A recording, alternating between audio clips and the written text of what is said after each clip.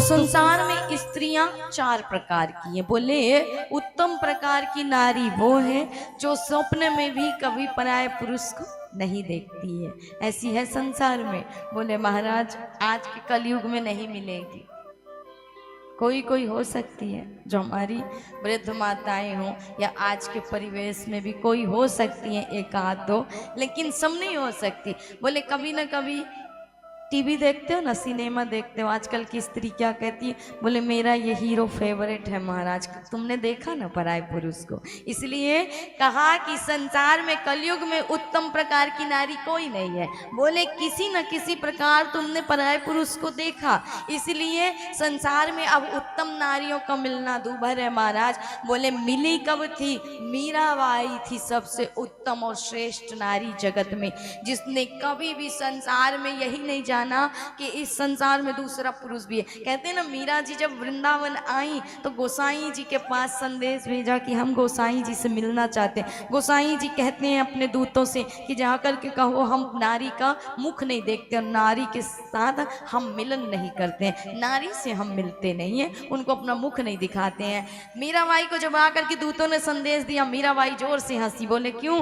क्योंकि मीरा कहती हैं कि हमने तो सोचा संसार में एक ही पुरुष है हमारा गोविंद, यहाँ दूसरा पुरुष भी बैठा है, आज पता चली महाराज हम तो संसार में एक ही पुरुष को जानते हैं और वो है हमारा गोविंद, हमारा द्वारिकानाथ। बाकी संसार तो हमारे लिए नारी ही समान है, जीव समान है महाराज। इसलिए हमारे लिए संसार में एक ही पुरुष है हमारा कन्हैया, और उसके अलावा कोई नहीं है पुरुष। कहते हैं गोसाई जी आकर के स्वयं मीरा के चरणों में गिर गए कि धन्य है मीरा जिसने संसार में गोविंद के अलावा किसी पुरुष को देखा भी नहीं, ना उसने ये माना कि संसार में पुरुष भी है दूसरा, क्योंकि एक गोविंद ही पुरुष है, बाकी संसार स्त्री है, यही मानती थी मीराबाई। इसलिए आज के परिवेश में बोले कलयुग में उत्तम प्रकार की नारी मिलना बहुत मुश्किल है महाराज। हम पहले के समय में जब विज्ञान इतना आगे नहीं था, आधुनिक जीवन नहीं था, तो पहले के परिवेश में हम अपने बुजुर्गों को जरूर कह सकते हैं कि जो हमारी बुजुर्ग माताएं हैं वो जरूर हो सकती है श्रेष्ठ और उत्तम विचार वाली,